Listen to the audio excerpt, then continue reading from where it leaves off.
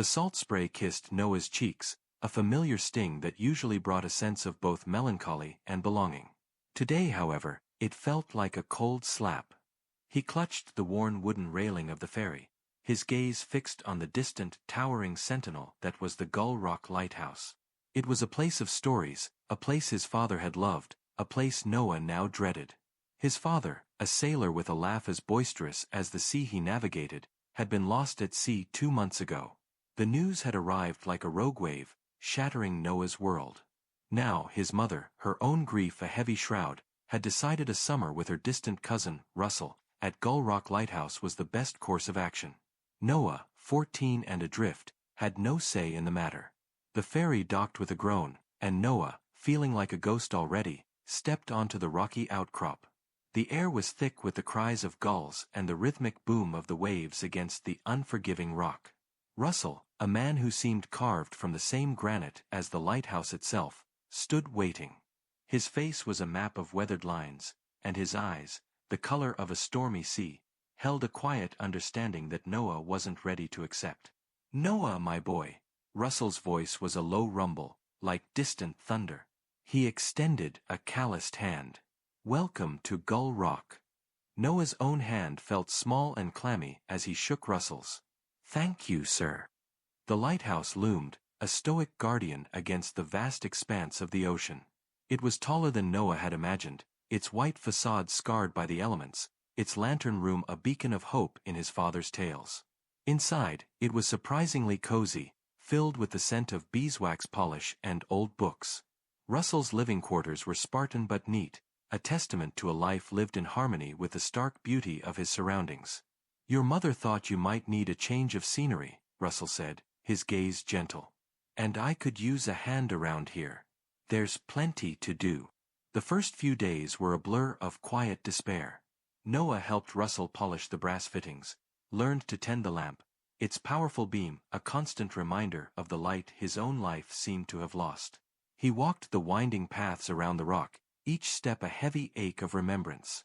His father had promised to teach him to navigate by the stars from this very spot. Now, the stars seemed to mock him with their distant, indifferent glow. One afternoon, while cleaning the lantern room, Noah stumbled upon a small, leather-bound journal tucked away in a shelf. It was his father's. The familiar cursive filled him with a pang of longing so sharp it stole his breath. He opened it, his fingers trembling, and began to read. It was filled with his father's adventures at sea, his observations of the natural world, and his deep love for the ocean. But as he read on, a recurring theme emerged: resilience. His father wrote about storms weathered, about moments of doubt overcome, about finding strength in the unlikeliest of places. He described the lighthouse as not just a beacon for ships, but a metaphor for their own lives, a point of stability in a chaotic world, a source of guidance when the fog rolled in. Noah hid the journal under his pillow, the words a balm to his raw grief. He started spending more time in the lantern room, not just for his duties, but to feel closer to his father, to absorb the wisdom etched into the pages. Russell noticed the change. He'd find Noah staring out at the sea, his brow furrowed, the journal often close at hand. "The ocean can be a harsh teacher, Noah," Russell said one evening, as they watched the sun bleed into the horizon, painting the sky in hues of orange and purple. "But it also teaches us about perseverance." Noah looked up, his eyes glistening. "My dad loved the sea. He said it was in his blood." Russell nodded, a faint smile touching his lips. "He was a good man. And he had a good heart. That's what truly matters." He paused, then continued, "You know, a lighthouse keeper's job isn't just about keeping the light burning. It's about being a steady presence. A symbol of safety. Even when the fiercest storms rage outside, the light inside remains." Noah traced the rim of his mug. "But what if the light goes out?" Russell's gaze was steady, unwavering. "Then you relight it, Noah. You gather the tinder, you fan the sparks, and you bring it back to life. It's not about never falling, it's about always getting back up." He gestured towards the vast, darkening ocean. "See those currents out there? They're not always calm. Sometimes they're raging, pulling everything in their path off course. But the tides always turn. The sun always rises again. And the lighthouse, it stands firm, guiding ships through the darkness until the dawn. Over the next few weeks, Noah's days began to shift. He still mourned, the ache dulled but present, but a new feeling was beginning to bloom within him, a quiet determination. He helped Russell with his tasks with a newfound diligence. He learned to mend fishing nets, to chart the weather patterns, to identify the different seabirds that circled the rock.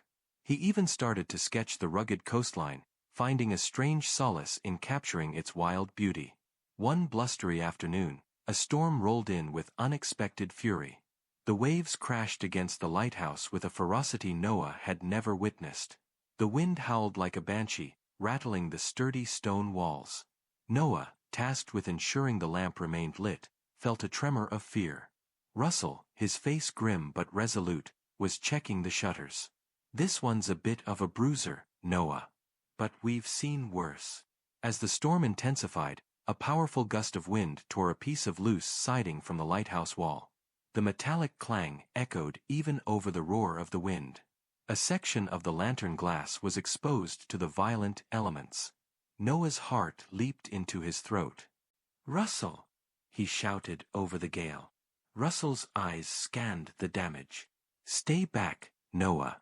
It's too dangerous out there." But Noah didn't listen. He thought of his father, of the stories of courage in the journal, of Russell's words about relighting the flame. This was a storm, a real-life storm, and he couldn't just stand by. Donning his heaviest oilskins, Noah opened the service door, the wind immediately trying to tear it from his grasp. He grabbed a coil of sturdy rope and, with Russell's anxious shouts following him, he ventured out onto the narrow walkway surrounding the lantern room. The spray was blinding, the wind a physical force pushing against him. The slick, salt-covered surface beneath his boots felt treacherous. He fought his way to the damaged section, his hands numb, his breath ragged. He secured the rope, his fingers fumbling with the knots. He couldn't see the lighthouse wall clearly, only the churning, angry sea below. Just as he was about to secure the rope, a particularly violent gust slammed against him, throwing him off balance. He cried out, his grip slipping. For a terrifying moment, he felt himself falling, the roar of the ocean a deafening abyss. His father's words flashed through his mind, "Even when you're tossed about by the fiercest waves, hold on. Find your anchor." He dug his fingers into the rough rope, his nails scraping against the fibers. He braced himself, his body rigid, his will a steel rod against the onslaught. The wind howled, and the sea thrashed, but Noah held on. He held on for his father, for himself, for the light. Slowly, the gust subsided. Noah, trembling but alive, resecured the rope and finished patching the damaged section. He made his way back inside, dripping and exhausted, to find Russell waiting, his face etched with relief. "You foolhardy boy," Russell said, his voice rough with emotion, but his eyes were full of pride. He clapped Noah on the shoulder, a gesture of profound approval. "You've got the spirit of a true mariner in you." That night, as the storm continued to rage outside, Noah sat by the hearth, the journal open on his lap. The warmth of the fire seeped into his chilled bones, and a different kind of warmth spread through his chest. He looked at Russell, who was quietly mending a torn sail, and a sense of gratitude washed over him. "Russell," Noah said, his voice steady. "My dad wrote about his first storm here. He was terrified, but he said the light never wavered." Russell nodded, his gaze distant. "Every keeper faces their own storm, Noah. It's not about the size of the gale, but how you stand against it." "I was scared today," Noah admitted, the words tumbling out. "Really scared. I thought I was going to fall." Russell met his gaze. "Fear is natural, Noah. It's the telling of fear that shows your courage. Your father knew that. He wasn't fearless, he was brave. He understood that courage isn't the absence of fear, but the triumph over it." He picked up a piece of driftwood, its surface smoothed by years of ocean exposure. "This piece of wood, it's been battered, tossed, and scraped by the sea. But it's still here. It still holds its shape. It's been shaped by the challenges, but not broken by them. He handed it to Noah. Like you, my boy. Noah held the driftwood, its rough texture oddly comforting.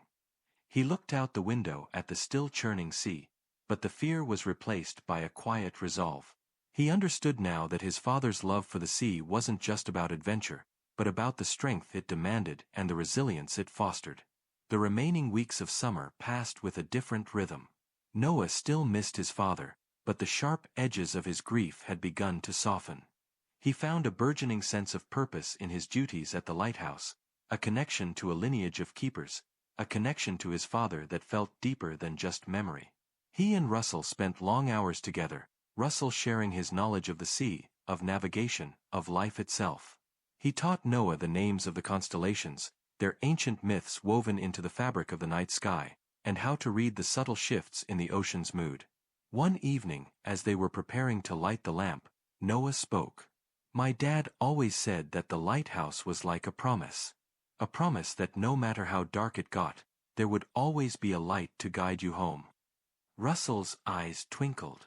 And a keeper's job is to make sure that promise is kept. He looked at Noah, a paternal affection in his gaze. You've learned a lot this summer, Noah. You've faced your own storm, and you've come through it stronger. As the ferry pulled away from Gull Rock, Noah stood on the deck, the lighthouse shrinking in the distance. It was no longer a symbol of his loss, but a testament to endurance, a beacon of hope. He clutched the piece of driftwood Russell had given him, its smooth surface a reminder of the lessons learned.